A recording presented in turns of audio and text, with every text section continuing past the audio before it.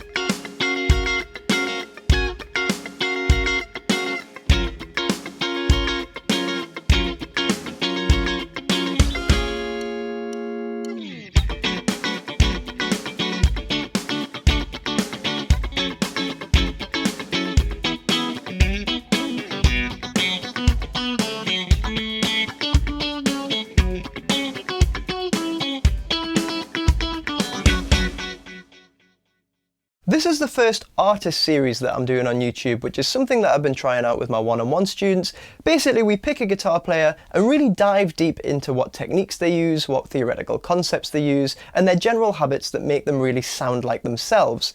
That way you can have a load of fun learning a bunch of their songs, but also at the end of it you can incorporate their ideas into your own playing and improve as a guitar player yourself.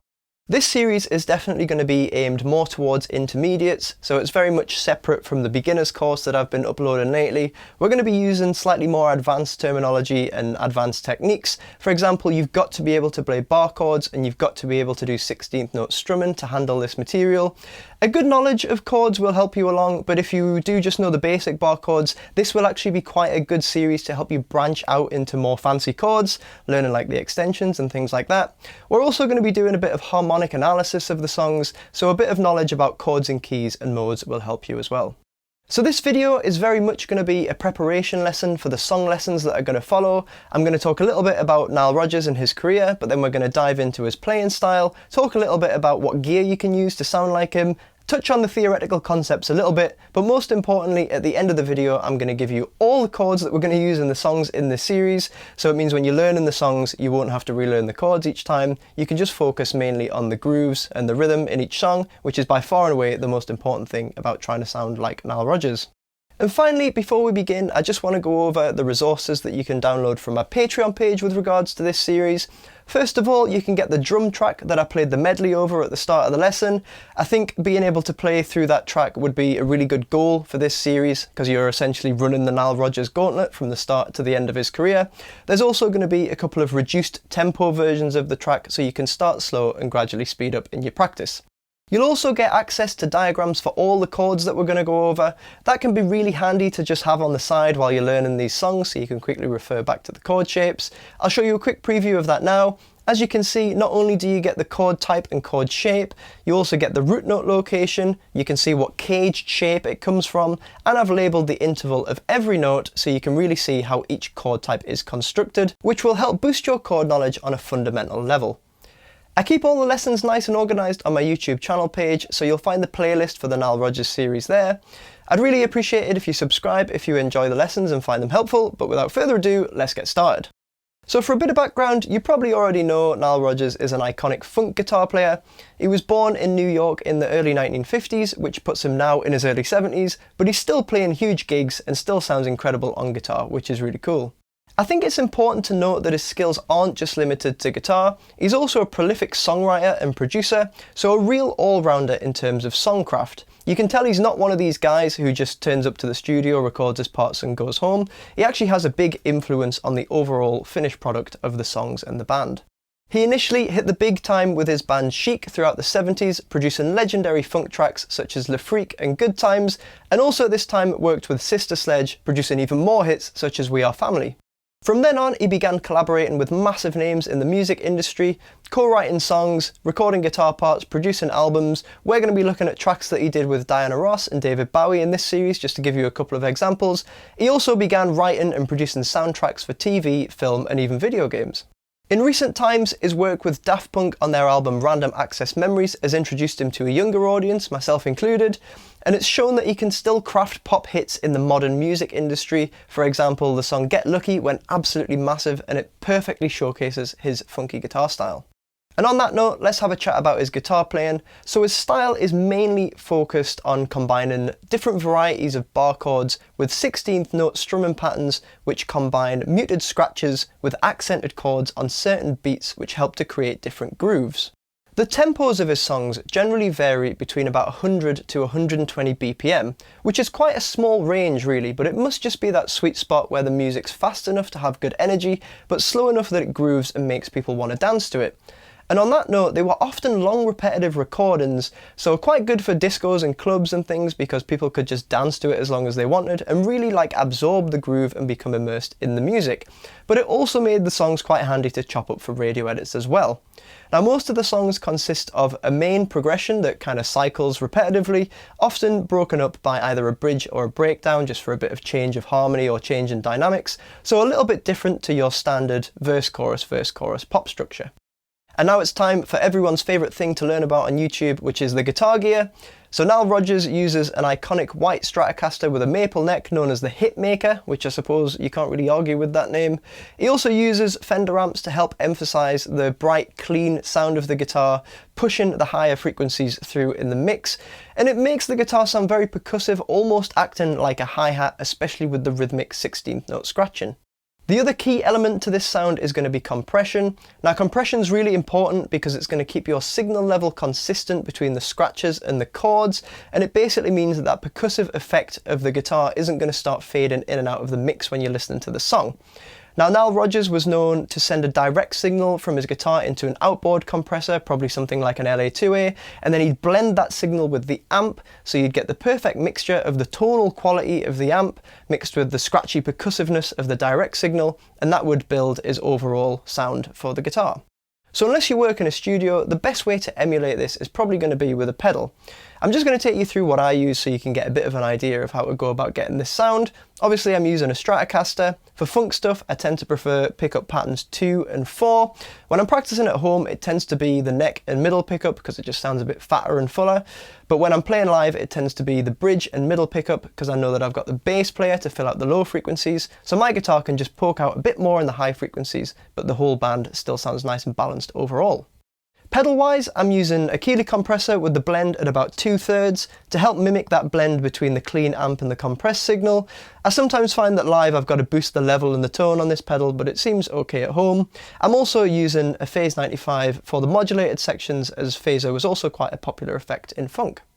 Amp-wise, you just want to be looking for some sort of clean Fender style amp. In here I've got the Fender Tone Master. For live I use a Fender Bass Breaker. Both of those sound really good for the funk stuff, but actually in the demo I used a clean Fender setting on a Helix, just because it made it easier to automate the effects in Logic, so anything in that kind of ballpark will get you close.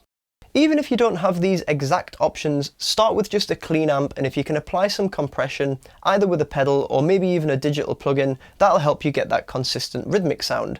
And also on that note, it might be worth experimenting with a thinner pick if you're not used to the funk strumming style. You need a really relaxed strumming wrist, and if you're not used to that, the thinner pick will just help create a little bit less tension on the strings until you get used to that style. I always describe it to students as feeling like you're trying to flick water off your hands, so that's the kind of relaxed right hand technique that you should be aiming for.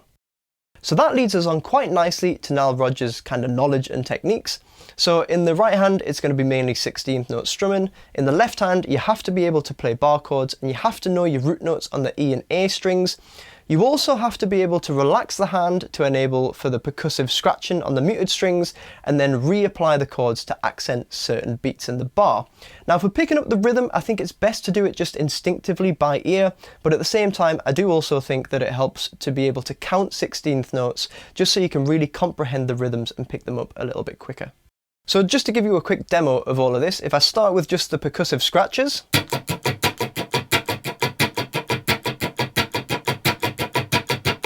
then I accent a chord just on the first beat.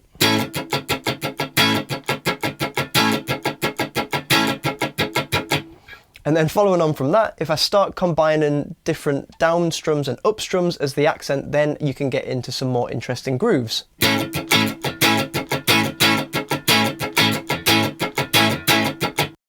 So that's some of the rhythmic stuff sorted. The other side of it is the harmony, and you can tell that Nile Rodgers has a real extensive knowledge of chords. When I was doing the research for this, I watched a bunch of his masterclasses on YouTube, and you can tell from the way that he talks that he knows everything about his chord extensions. He knows a lot about chords and keys. He's definitely not one of these guys who just does everything by ear. You can tell he's a real studier of the instrument and of music itself. So of the songs that I transcribed for this series, some of them were in a major key, but predominantly we're playing in minor keys, and often actually using the Dorian mode. Now, chords wise, Dorian mode tends to come about when you've got a minor 1 chord mixed with a major 4 chord. To give you an example of how this sounds, I'm firstly going to play a little funk rhythm using the minor 1 chord and the minor 4 chord that you get from the original natural minor key, which would sound like this.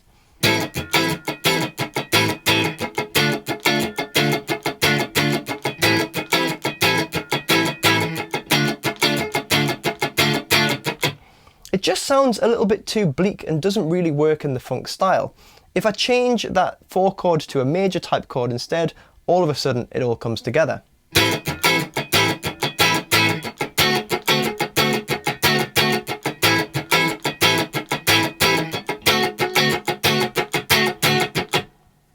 I think the reason that this works so well is because you're still in a minor key, so you've got that kind of cool minor sound about it, but at the same time the raised 6th that you get from Dorian and the major 4 chord just makes it sound a little bit more upbeat, a bit brighter, and far more appropriate for the funk style. Going even deeper than that, he also sometimes uses borrowed chords, basically chords from outside the key, and these are usually quite dissonant, like diminished chords and things like that, and it just helps add a little bit extra tension and a bit more interest to the harmony of the songs. So there's absolutely tons of chords to look at, and we're going to go over a bunch of them right now. I'm going to give you the chord types, I'm going to give you what cage shape they're from, and we're also going to talk about some of the voicing options, so let's go to a close-up of the left hand. So here we are at the start of your Nile Rodgers chord journey. Remember, you can download all the diagrams for these chords on Patreon, and we're going to start with the E-shape chords. So let's begin with just the major shape rooted on the bottom string. This is actually going to be an A major chord because we're rooting on the 5th fret, but it is an E shape chord, which should sound like this. Now I'm going to assume that you're all comfortable with what frets the fingers are in for this chord because it's quite a common one, but I am going to talk you through what the intervals are in this chord because I think that's important to know so that you can manipulate the different intervals to achieve these different chord extensions. So on the bottom string we have a root note, on the A string we have the fifth, on the D string we have an octave of the root, the second finger is playing the major third on the G string, first finger is barring the fifth on the B string, and then we have another octave of the root note on the top string. So that is our E major shape. From here we're going to change to a dominant seventh chord. So to change from a major to a dominant seventh we need to add a flat seventh interval, and we can do this really easily by removing the little finger and making sure that the first finger bars down on that D string as well. That should sound like this. There's the flat seven. And that is a dominant seventh chord. We can also create a dominant 7 sus4 by popping the little finger onto the G string, just 1 fret higher than where the second finger is. Remember the second finger was playing the third, so if we add that next fret up, that's the sus4. At this point it doesn't matter whether the second finger is still on the guitar or not because it's behind the little finger, but you do get a lot of songs which will go 7 sus4 into a dominant 7. So it can make sense to keep that second finger pressed down, just so that you only have to take the little finger off and not think about putting the second finger on again. But if you are playing the 7 sus4 in isolation, you can just fret it with the fingers that you need and not have the second finger on.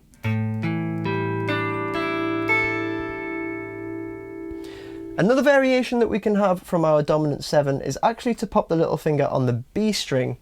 Now that adds a sixth interval, but because it's in addition to a dominant seventh, it would actually become a 13 chord. So this would be an A13 using an E shape.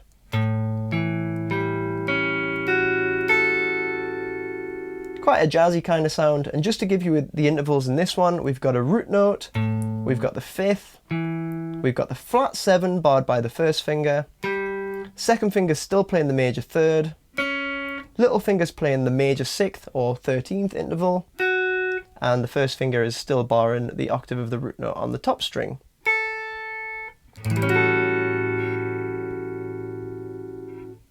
So let's take a look at the E minor shapes now. So starting with rooting on the bottom string, so this is going to be your simple A minor chord. And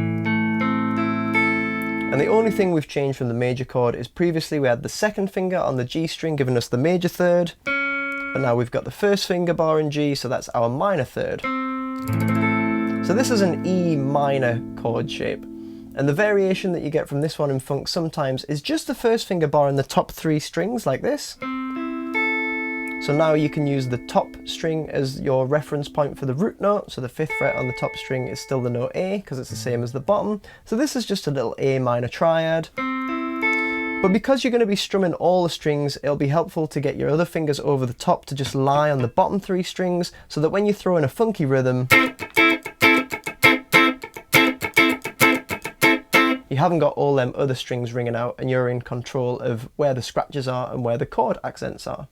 Next we're going to take a look at the minor 7th shapes. So if we go back to our full minor shape and all 6 strings, all we have to do is take the little finger off. It's a little bit like when we move from the major to the dominant 7. You've got to make sure that the first finger's barring the D string.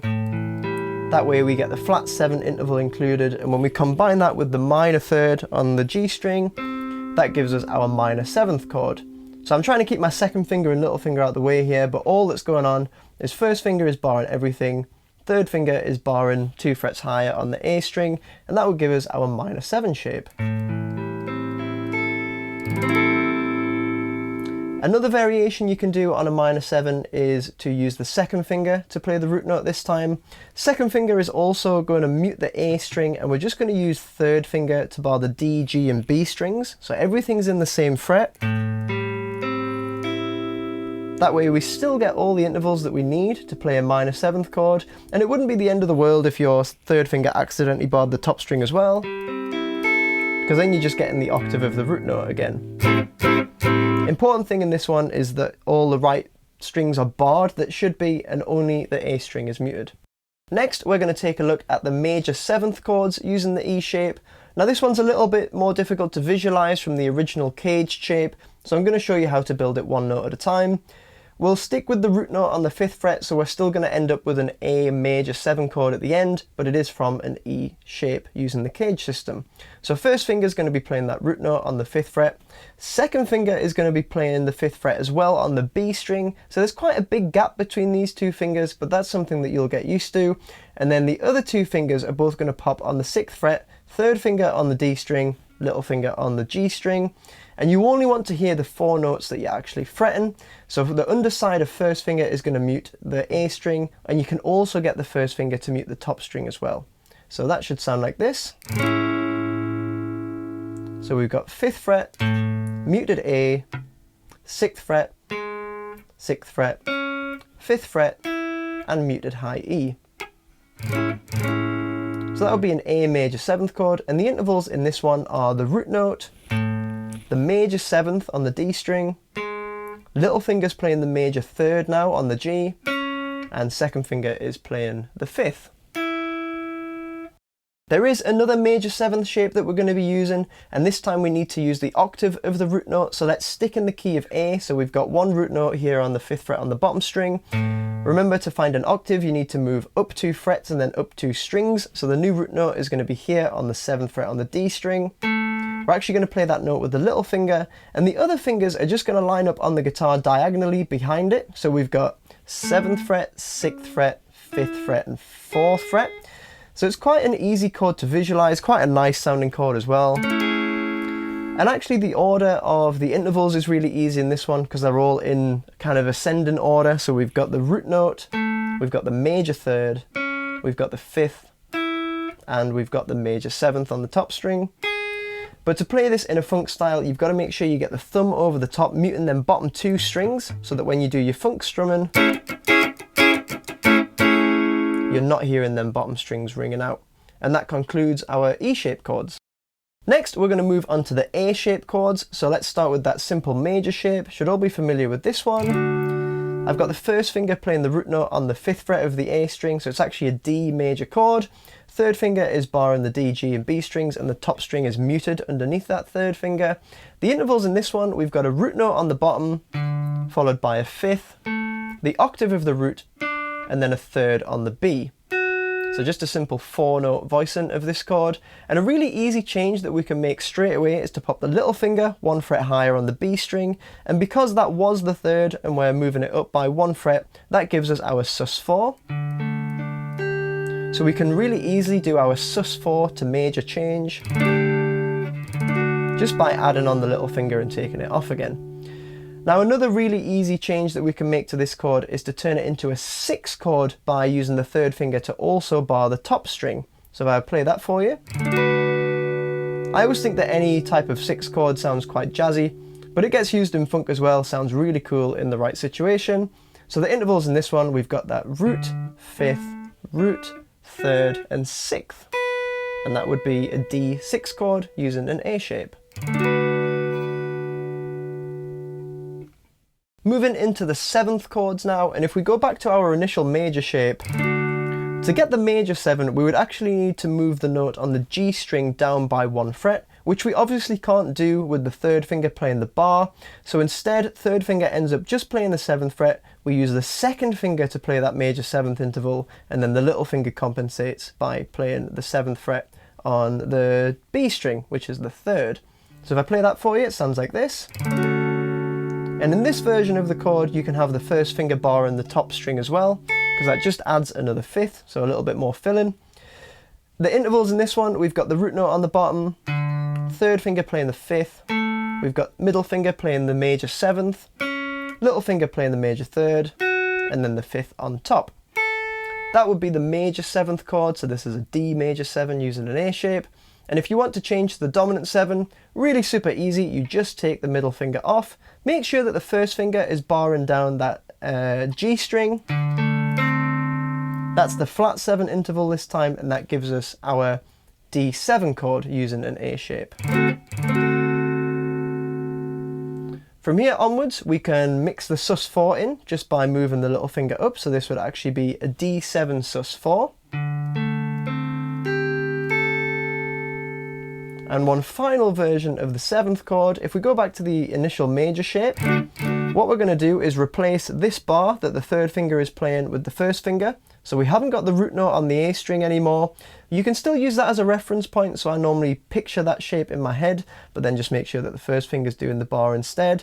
That alone, that little triad on the D, G and B strings, is just a major chord, but if we use the 2nd finger to play the next fret up on the top string, that gives us the flat 7, so it gives us a dominant 7th chord in full.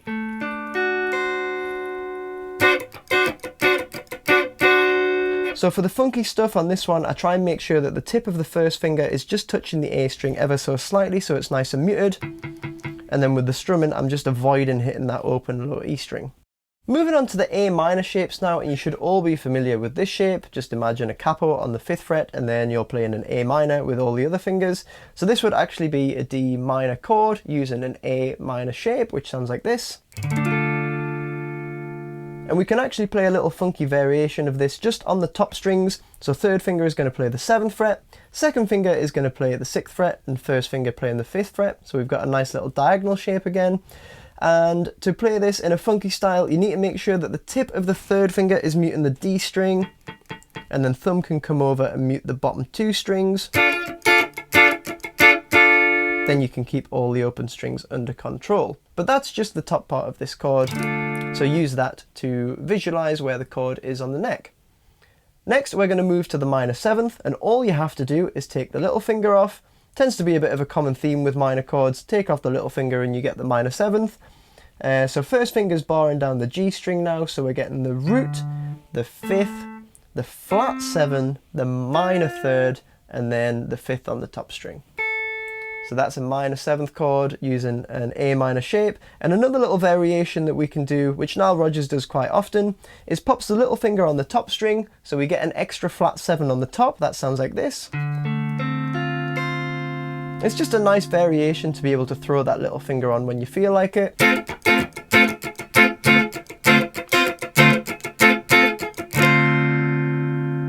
Just means you get an extra little bit of melody at the top of the chord, and that concludes the A-shape chords. Next, we're going to take a look at the C-shape chords. These are a bit less common than the E and A shapes, but they still work perfectly well. So for this one, we're going to imagine that the 1st finger is replacing a capo on the 4th fret, and your remaining fingers are making that C chord shape. So it's going to look like this. So we've got the little finger playing the A string, 3rd finger is playing the D string, 1st finger is barring the G, 3rd finger is playing the B, and 1st finger is barring the top string as well. So in this chord, we've got root, 3rd, 5th, root, and 3rd. So even though you're only hearing the notes on the G and the high E string that the 1st finger's barring, I've still got it lying across all the strings so that the tip of my 1st finger can touch that low E string and keep it nice and muted. And another variation of this chord we can use is a nice little inversion where we take the little finger off, so we're removing the root from the bottom of the chord. 1st finger is just going to focus on that G and high E string because we've still got the 2nd finger playing the note on the B string. Thumb can come over and mute either the bottom 2 strings or just the bottom string, with 3rd finger muting the A string. But either way, you want to make sure them bottom 2 strings are both muted. So when you strum, you're only hearing the top 4 strings, and this is just a little major inversion. So now we've got the 3rd on the bottom, we've got the 5th on the G string, we've got the root note on the B, and we've got the 5th again, sorry, the 3rd on the top string. So just a bright little funky version of a C-shaped chord. Next, we're going to take a look at dominant 7th chords using a C shape. We're going to keep the root note on the 7th fret of the A, so these are all E rooted chords. So that last shape really was, you were hearing an E major, just using a C shape. So for this one, we are actually going to get rid of the whole bar and capo effect and just play what would be a C chord. 3rd finger on the 7th fret, which keeps us in E. If I strum that as it is, obviously I've got some open strings in there, it's not sounding very good. So we're going to get rid of the open strings. Thumb is still muting the bottom string. We're going to use little finger to play the flat 7th chord, which is the key part of the dominant 7th, on the G string. So we've got root on the bottom, we've got 3rd played by the 2nd finger, we've got little finger playing the flat 7, we've got 1st finger playing the root note again, and also the underside of the first finger is going to mute the top string. So you're actually only hearing the middle 4 strings. So that would be an E dominant 7 chord using a C shape. From here, another variation that we can do is to actually move the third finger and the little finger both up 2 strings. So the third finger is going to move to the G string, little finger is going to play the top string, and you want to make sure you've got the bottom 2 strings muted. This is just a different voicing of the same chord, so it's still going to be an E dominant 7 using a C shape. And you just want to visualize it thinking about that initial C shape, but with them fingers moved up to the top strings. The next chord we're going to look at is a 9 chord. So for this one, we're going to use second finger playing the root note, which is still going to be the 7th fret on the A string, so it's going to be an E9. First finger is going to play the 6th fret on the next string, D string, and third finger is going to bar the top 3 strings still on the 7th fret. So that should sound like this. I'm making sure that I've got the middle finger muting the bottom string, so I'm not hearing that low E ring out. And intervals in this one, we've got the root note, we've got the third, and then under the bar we've got the flat 7, we've got the second, which is why we're calling it a 9 chord, because a second and octave up would be a 9th, and then we've got the 5th on the top string. And those are our C-shaped chords. And finally, we're going to take a look at some D-shaped chords. So for this, we need the octave on the D string. So I'm going to do it in the key of G. So to find the root note, you're going to find it on the bottom string first. So G is the 3rd fret. And then to find the octave, it's along 2 frets and up 2 strings. So it's going to be 5th fret of the D string. That's our G root note, which we're going to use for these chords. And the first one we're going to do, nice and simple, is a major 7 shape. All you have to do is keep that root note and then bar the top 3 strings with the 3rd finger. Feels a lot like the A shape from before, just 1 string higher. The tuning of the guitar just changes the chord type into a major 7th here. So the intervals that we've got in this one are the root note on the D string, followed by the 5th, major 7th on the B, and then major 3rd on the high E. Now to change this into a dominant 7th chord, all we have to do is pull the 7th down by 1 fret, so that changes it from a major 7th into a minor 7th interval, which is what we need for our dominant 7th chord. And to do that, we're going to keep first finger on the root, third finger on the 5th. Second finger is now going to play the 6th fret, which is going to give us that flat 7 interval, and then little finger is going to play the 3rd on the top string, so that should sound like this. So that's our dominant 7th chord using a D shape, and we can really easily change it into the 7 sus4 just by raising the note on the top string with the little finger, and then we can just move it back for that dominant 7th again.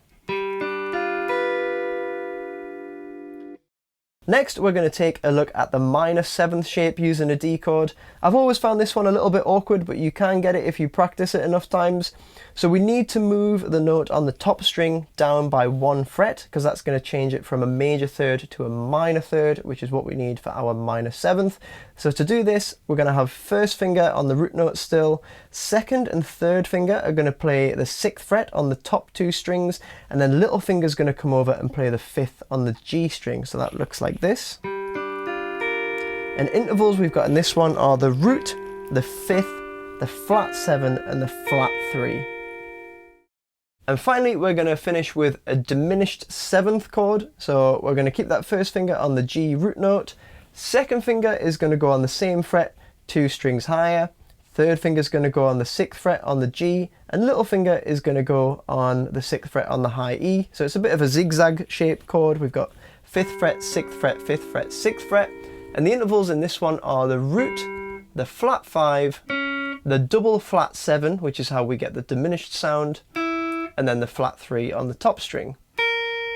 In all of these D-shaped chords, you want to be making sure that the first finger is touching the A string, keeping it nice and muted, and then with the strumming, you're just making sure that you're avoiding hitting that low E, which is going to be ringing out otherwise. But yeah, those are the D-shaped chords. Nice, angsty, dissonant sounding diminished 7 to finish on there. So I know that's a lot of information to take in all at once, but hopefully it's given you an insight into some of the chordal possibilities and help prepare you to learn some of these Nile Rodgers tracks that we're going to be looking at in this series. Remember, you can download the drum track from the intro on my Patreon page, as well as all the chord diagrams, and the lessons are all nice and organised on my YouTube channel page, so feel free to subscribe if you enjoy the videos. And hopefully I'll see you again in the next lesson where we start learning some of these funky tracks.